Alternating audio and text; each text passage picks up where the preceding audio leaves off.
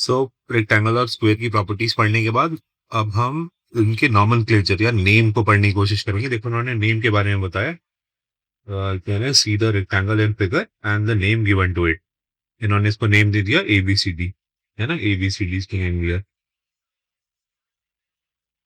और फिर कह रहे हैं this rectangle can also be named in other ways such as BCDA, CDAB, DABC, और फिर आगे इसी तरह से नाम लिखे हुए इन्होंने इतने सारे। सो can a rectangle be named using any combination of labels around its corner. आगे इन्होंने आंसर लिखा हुआ है नो।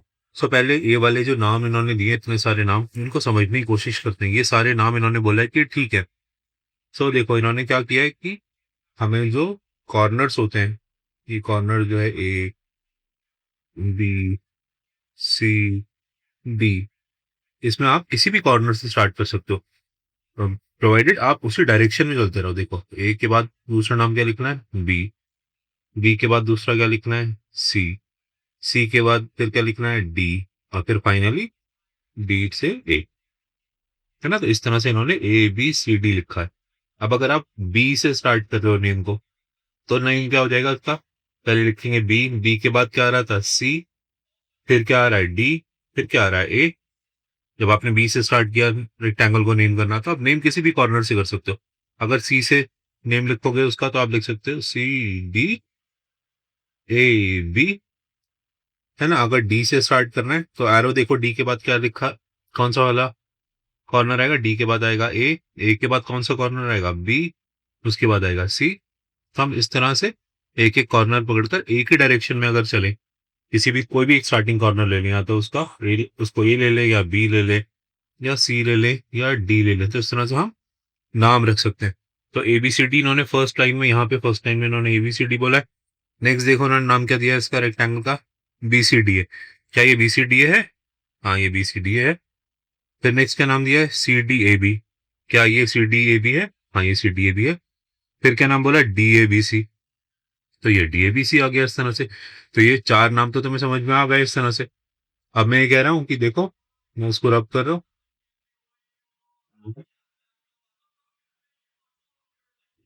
तो भी रब कर दो, चलो।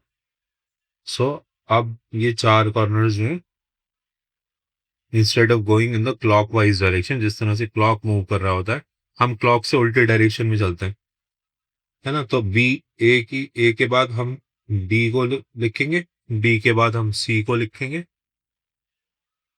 सी के बाद हम बी की तरफ जाएंगे, और बी के बाद हम ए की तरफ आएंगे। अब अगर इसका नाम रखने की कोशिश करो, ए से स्टार्ट करोगे ट्राइंगल को नेम करना, तो क्या लिखोगे, ए, फिर क्या आ रहा है, डी, फिर क्या आ रहा है, सी, फिर क्या आ रहा है, बी। तो ABCD की बजाय ADCB भी कर सकते हो, बिकॉज आप ए से डी की तरफ मूव कर गए, है ना, और डी से फिर सी की तरफ गए, फिर सी से बी की तरफ गए, और बी से फिर वापस ये आ जाएगा। तो आपने उल्टे डायरेक्शन में भी नेम दे सकते हो, ठीक है। तो पहला नाम जब हमने ए से स्टार्ट किया था तो बन गया था ADCB। अब सोचो डी से अगर स्टार्ट करेंगे तो नेक्स्ट क्या बनेगा, डी किधर को जा रहा है एरो, सी की तरफ को, DC, फिर बी, फिर ए। अगर सी से स्टार्ट करेंगे तो ये बन जाएगा CBAD, ठीक है। और अगर बी से स्टार्ट करेंगे तो बी से फिर ए, फिर डी, और फिर सी। देखते हैं ये वाले जो चार नाम हमने अभी सोच के लिखे हैं, क्या यही चार नाम इन्होंने लिखे हैं। तो पहला नाम देखो इन्होंने लिखा है ADCB। तो ये ADCB, हमने ए से डी की तरफ को चले, ये आ गया। फिर इन्होंने बोला था DCBA, ये हमारा सेकंड वाला नाम DCB आ गया। फिर इन्होंने बोला CBAD, ये CBAD आ गया। और फिर आ गया BADC, तो हमारा BADC। तो हम दोनों ही डायरेक्शन में, हम इन कॉर्नर से ABCD इस डायरेक्शन में भी काउंट कर सकते हैं ऐसे करके, इसको क्लॉकवाइज डायरेक्शन कहते हैं। या फिर हम इस डायरेक्शन में भी काउंट कर सकते हैं, इसको एंटी क्लॉकवाइज डायरेक्शन कहते हैं, दूसरे डायरेक्शन में। तो इस तरह से इंस्टेड ऑफ ABCD वो ADCB बन जाएगा, है ना। फिर कॉर्नर चेंज कर करके आप उसके नाम लिख सकते हैं। देखो अब नीचे ये क्या पूछ रहे हैं, सेकंड लाइन में जो अभी लास्ट हाईलाइट करी थी, देखो उस पर अब कर देता हूँ तो फिर हाईलाइटेड नजर आएगा। मैं हाईलाइट करना चाहता हूँ कि सो उन्होंने पूछा, so can a rectangle be named using any combination of labels around its corners. So इसका आंसर होता है नो। नो, आप भले ही किसी भी डायरेक्शन में उसके कॉर्नर्स को काउंट करें, अगर क्लॉकवाइज कर रहे हैं तो यही नाम होगा ABCD। आप ए से सी पे जंप नहीं कर सकते, यहां से इसको आप ACBD, है ना, इसमें आपने आ गया ए से सी की तरफ गए, है ना, और फिर उसके बाद बी की तरफ गए, तो बी की तरफ गए, और फिर उससे बी से आप डी की तरफ चले गए। तो फिगर देखो क्या बन रही है, ये फिगर तो एक क्रॉस बन रहा है। ठीक है, तो आप इस तरह से किसी भी चार लेटर्स को लेके रेक्टेंगल को नेम नहीं कर सकते, रेक्टेंगल को नेम नहीं कर सकते। तो आगे बढ़ते हैं। For example, it can not be named as ABDC और ACBD। Can you see what names are allowed and what names are not allowed? So the names allowed are कि ABCD वाले डायरेक्शन में चलो, या फिर ADCB वाले direction में चलो, या तो क्लॉकवाइज मूव करो या फिर एंटी क्लॉकवाइज मूव करो, और एडजेसेंट जो उसके बराबर वाला कॉर्नर है वहीं तक जाओ। कॉर्नर्स जंप मत करो। अगर आप कॉर्नर्स जंप करोगे, है ना, लेट्स से कि आपने इस वाले नाम को ACBD ये नाम रख रहे हो अगर आप, तो आप A से C की तरफ ऐसे जा रहे हो, ये AC हो गया, ये CB हो गया ऊपर की तरफ, सॉरी, है ना, और फिर CB के बाद आ रहा है इसमें BD। तो ये आपकी फिगर बन रही है ना, ये है ACBD।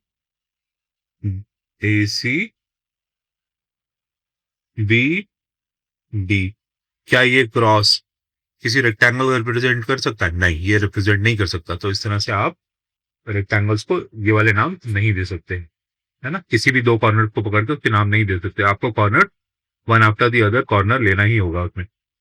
तो आई होप अब आपको याद रहेगा। आप इस रेक्टेंगल को ये चार नाम भी दे सकते हो, ABCD वाले जो है, या फिर ये चार नाम भी दे सकते हो, ADCB वाले जो है, प्रोवाइडेड आप एक ही डायरेक्शन में चल रहे हैं।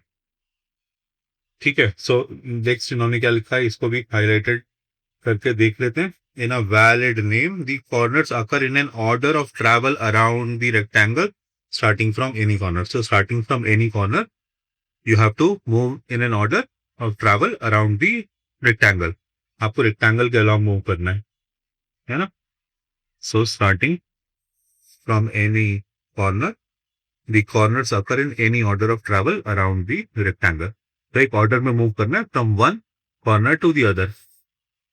ठीक है, एडजेसेंट वाले कॉर्नर पे ही जाना है, अक्रॉस वाले कॉर्नर पे नहीं जाना है। सो आई होप आपको नॉमेनक्लेचर या नेमिंग ऑफ रेक्टेंगल समझ में आई होगी। सिमिलरली आप स्क्वायर को भी सिमिलर लाइंस पे नेम कर सकते हैं। सो देखो, अब इन्होंने ये स्क्वायर बना ही दिया और ये पूछ रहे हैं हमसे कि which of the following is not a name for this square. तो ऐसा करते हैं, हम इसके नाम पहले लिख लेते हैं, उससे क्या होगा कि हमें प्रैक्टिस हो जाएगी नाम लिखने की। हम इस कॉर्नर S से स्टार्ट करते हैं और P की तरफ को चलते हैं, है ना, ऐसे चलते हैं, फिर हम ऐसे आएंगे, फिर हम ऐसे आएंगे, फिर हम ऐसे आएंगे। इस तरह से हमें चार नाम मिल जाएंगे। पहला नाम हो जाएगा SPQR।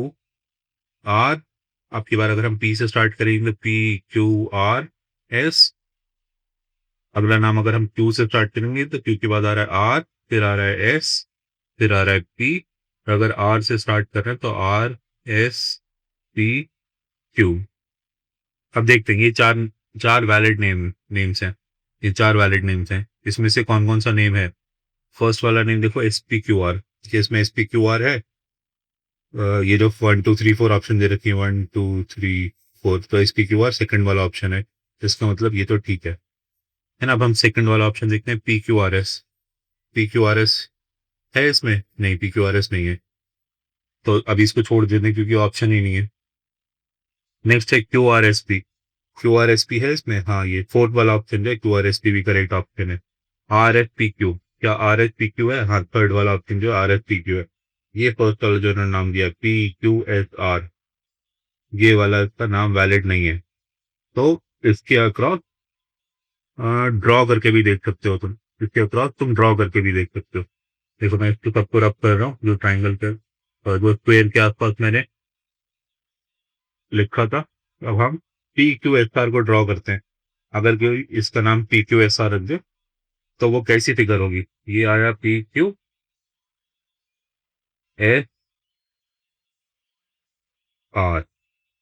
क्या ये फिगर आपको स्क्वायर की तरह लग रही है? नहीं। अगर आपको नेम करना ही था तो आप इसको PQSR और Q से चलते R की तरफ तो R आ जाता, फिर चलते S की तरफ। आप इसको PQRS तो कर सकते थे, बट PQSR करना है ना, ये वाला PQSR करना, फर्स्ट वाली जो ऑप्शन दे रखी है जिसकी फिगर ये बन रही है, ये PQSR इस तरह से आप नेम नहीं कर सकते। So which is not a valid name, first option is not the valid name. Squares and rectangles, इसमें आप पढ़ते हैं रोटेटेड स्क्वेयर्स एंड रेक्टेंगल्स। देखो ये कह रहे हैं कि here is a square piece of paper, एक स्क्वायर पेपर रखा हुआ है नीचे येलो कलर का, having all its sides equal in length and all angles equal. यही दो प्रॉपर्टीज होती हैं स्क्वायर की, कि उसकी साइड्स इक्वल होती हैं, है ना, और एंगल्स भी इक्वल होते हैं। इक्वल होते हैं और किसके बराबर होते हैं, 90 डिग्री के बराबर होते हैं, है ना। तो ये पीस ऑफ पेपर है और इसको बस थोड़ा सा ऐसे करके रोटेट कर दिया है, समझ लो। एक डब्बा रखा हुआ है और उसको थोड़ा सा टिल्ट कर दिया गया है, तो डब्बा नहीं कह सकता आप, टू डायमेंशनल फिगर है, बट स्टिल इन्होंने इसी सेम फिगर को थोड़ा सा रोटेट कर दिया है। तो अब ये पूछ रहे हैं कि ये वाला जो फिगर है ये स्टिल एक स्क्वायर है या नहीं, तो हाँ ये स्टिल एक स्क्वायर है, ये सेम पीस ऑफ पेपर है जिसके जो साइड्स हैं, जिसकी जो साइड लेंथ है, ये वाली साइड और ये वाली साइड, और बाकी बची हुई दो साइड्स, वो चारों साइड्स इक्वल है, और एक ही साइड्स के बीच का जो एंगल है वो 90 डिग्री है, वो सारा इक्वल है। आप इस पेपर को सीधा रख के देखो या थोड़ा सा टेढ़ा कर दो, ये पीस ऑफ पेपर तो स्टिल स्क्वायर रहेगा।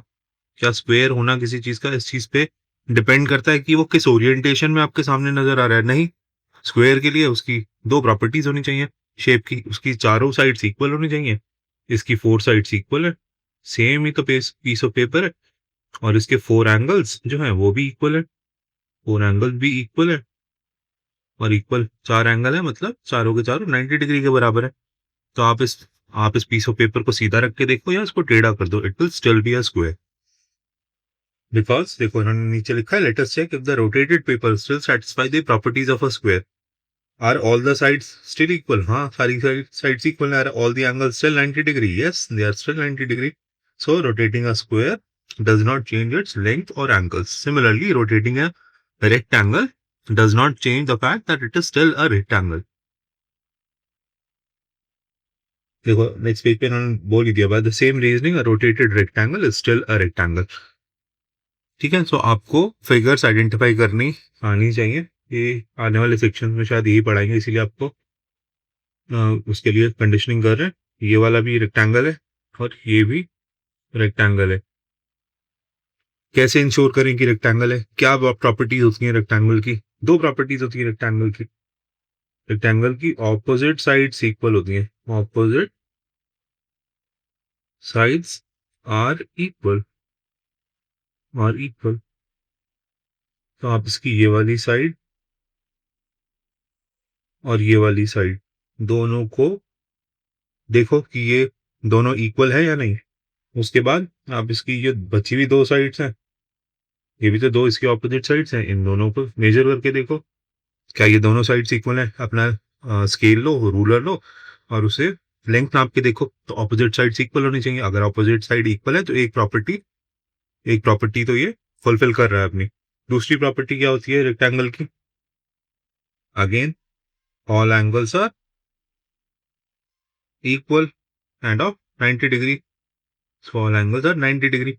सो अपने प्रोट्रैक्टर से या डी से इस एंगल्स को मेजर करके देख लो, चारों कोनों पे जो एंगल है, क्या ये 90 डिग्री का आ रहे हैं? अगर तो ये 90 डिग्री का आ रहे हैं तो इसका मतलब ये वाली फर्स्ट वाली फिगर रेक्टेंगल है। सिमिलरली वही तुम सेकंड फिगर पे करके देखो, ऑपोजिट साइड मेजर्स करके देखो और सारे एंगल्स मेजर करके देखो। अगर ऑपोजिट साइड्स इक्वल है, सारे एंगल 90 डिग्री के बराबर है, then it is again a rectangle.